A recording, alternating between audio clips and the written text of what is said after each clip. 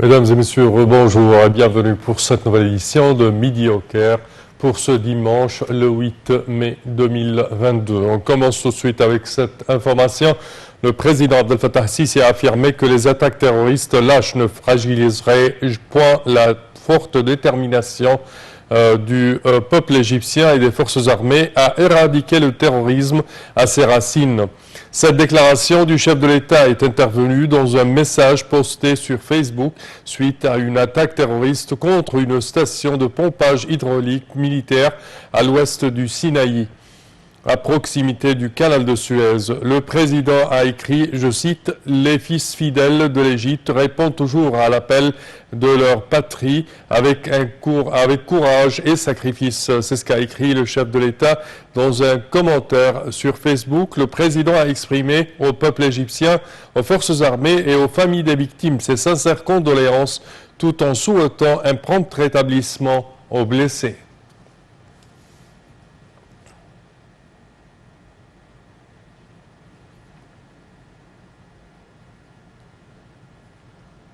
Et le porte-parole militaire, Gharib Abdel Hafez, a annoncé la mise en échec d'une attaque terroriste contre une station de pompage de l'eau dans l'est du Sinaï. Un groupe d'éléments takfiri a attaqué une station de pompage d'eau dans l'est du canal, a-t-il ajouté, faisant état d'accrochage entre ces takfiris et les éléments travaillant sur le site. Un officier et 10 soldats sont tombés en martyrs et 5 personnes ont été blessées, selon M. Abdel Hafez, qui a indiqué que les éléments terroristes étaient poursuivis et assiégés dans l'une des zones isolées du Sinaï. Les forces armées ont affirmé poursuivre les efforts en vue de déraciner le terrorisme.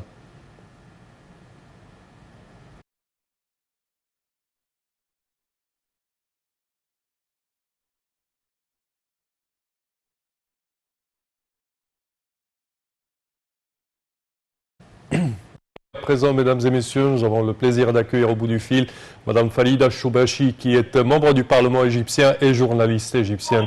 Bonjour. Bonjour à vous et condoléances à notre pays qui va sûrement sortir victorieux de cette bataille malheureuse avec les terroristes.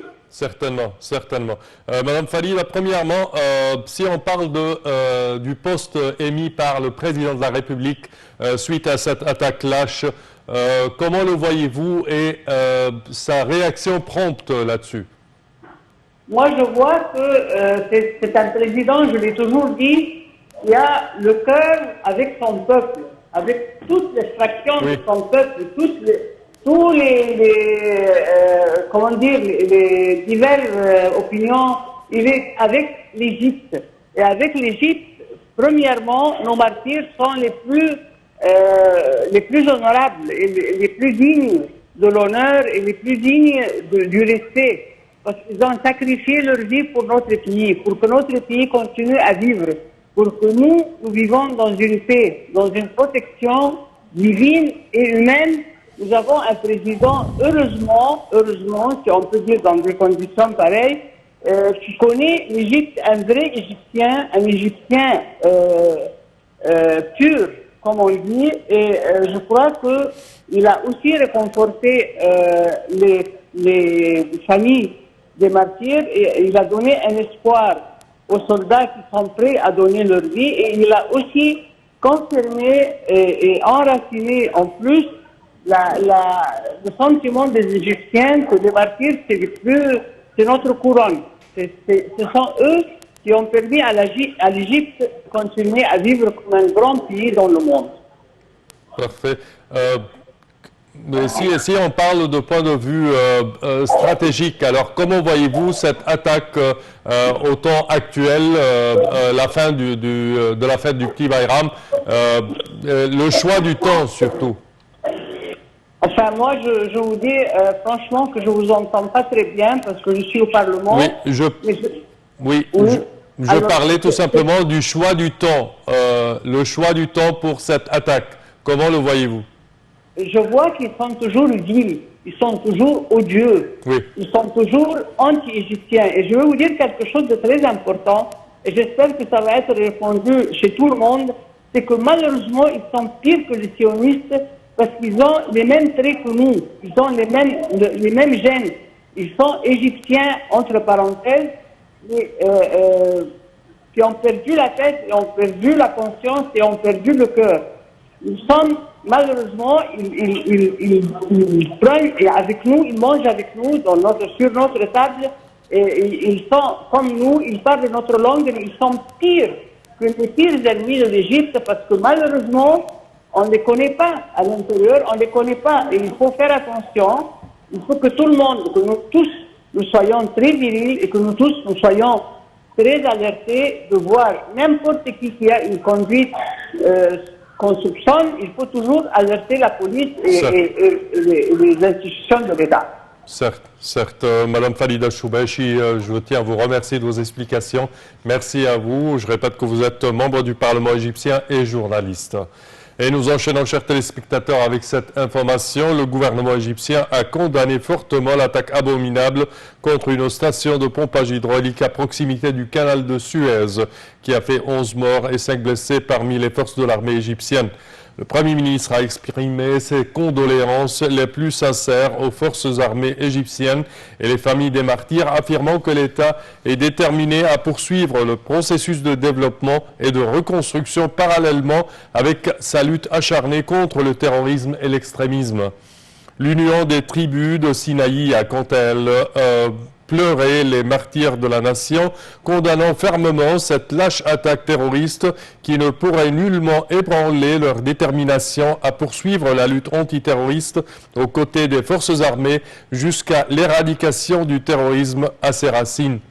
L'institution Al-Azhar a elle aussi condamné dans les termes les plus forts cette attaque ignoble, affirmant son plein soutien aux forces armées, aux forces de l'armée égyptienne et de la police dans leur combat acharné contre les forces obscurantistes.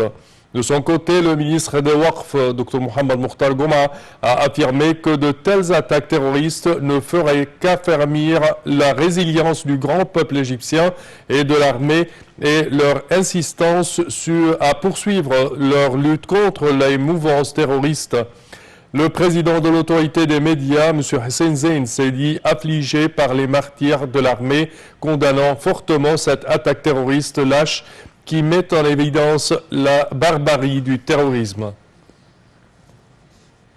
Et au niveau régional, chers téléspectateurs, tous les pays arabes, mais aussi le Parlement arabe, ont fortement condamné cette attaque terroriste abominable qui a visé une station de pompage hydraulique militaire dans l'ouest du Sinaï, faisant 11 morts, 5 blessés parmi les forces armées égyptiennes. L'Arabie Saoudite, la Jordanie, les Émirats Arabes Unis et le Koweït se sont déclarés solidaires avec l'Égypte dans sa lutte acharnée contre le terrorisme qui menace la stabilité et la sécurité de la région dans sa totalité. Et le président Abdel Fattah el-Sisi a tenu une réunion avec le Premier ministre, Dr Moustapha Madbouli, le ministre des Transports, Kamel El-Wazir, et un nombre de responsables. Au cours de la réunion, le président el-Sisi a suivi le développement de la situation d'un nombre de projets nationaux pour la production agricole et la bonification des terres, en particulier dans les régions de Toshka, au sud de la vallée du Nil, du nouveau delta Al-Dab'a, ainsi que des gouvernorats de Beni Suef et de Al-Menia. Et pour plus...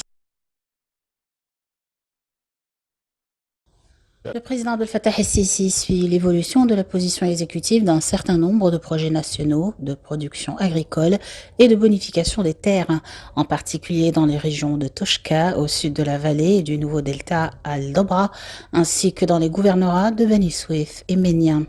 Ceci est intervenu au cours de la réunion du président Abdel Fattah el-Sisi avec le Premier ministre Moustapha Madbouli et nombre de responsables de l'État.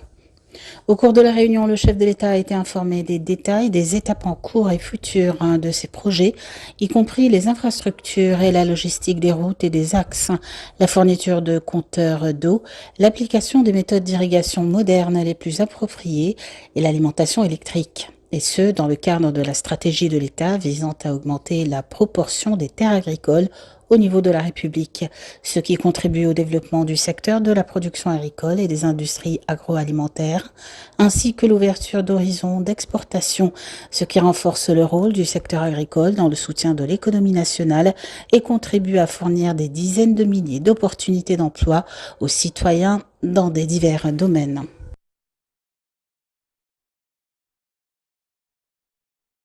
Et la ministre du Développement économique et du Planification, Dr Hala Saïd, a déclaré que les investissements publics destinés au gouvernorat de Suez dans le plan de l'exercice 2021-2022 a atteint 11,5 milliards de livres égyptiennes. Et pour plus de détails, voici un compte rendu. Les investissements publics destinés au gouvernorat de Suez dans le plan de l'exercice financier 2021-2022 ont atteint 11,5 milliards de livres égyptiennes, a déclaré la ministre du Plan et du Développement économique Hala Saïd. Dans un rapport publié par le ministère du Plan et du Développement économique sur le plan d'investissement dans le gouvernorat de Suez, la ministre a ajouté que ces investissements étaient destinés à la mise en œuvre de 166 projets de développement. L'État tient à engager les citoyens dans les efforts déployés pour développer les systèmes de planification et de suivi dans le but de réaliser le développement durable et global et les objectifs de développement durable, a-t-elle dit. Dr Hell a ajouté que tous les plans de développement adoptés par l'État visaient à améliorer la qualité de vie des citoyens, jugeant nécessaire de présenter les données sur les programmes et projets de développement mis en place par l'État aux citoyens, véritable axe de développement. Des investissements de 7 milliards de livres égyptiennes sont consacrés au secteur du pétrole, soit 61,2% des investissements publics destinés au gouvernorat, selon le rapport, qui a indiqué que celui de la santé bénéficie d'investissements de 1,1 milliard de livres égyptiennes.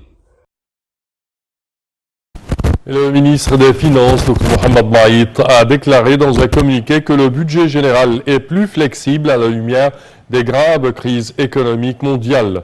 Il a ajouté que l'économie égyptienne était plus résiliente face aux défis internationaux et à la capacité de faire face de manière positive et flexible aux chocs internes et externes grâce au programme de réforme économique. Le ministre a également déclaré que le gouvernement tenait à atteindre la discipline financière et à maintenir le cap économique sûr de l'État malgré les circonstances exceptionnelles que connaissent actuellement diverses économies. Et le ministère des Affaires étrangères a exprimé sa profonde préoccupation face à l'intention des autorités israéliennes de démolir des villages palestiniens dans la région de Masafir Yatta en Cisjordanie occupée et du déplacement des milliers de Palestiniens de ces villages.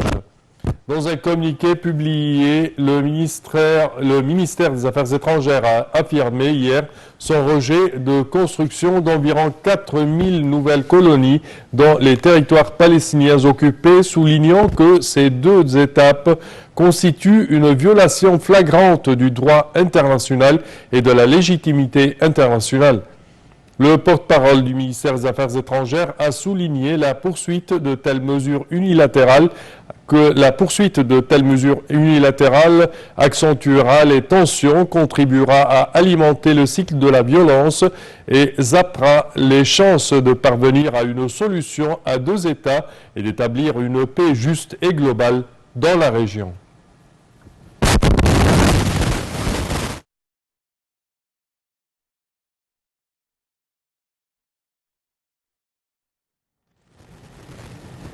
Et ceci, chers téléspectateurs, met terme à notre édition d'aujourd'hui pour Midi au Caire.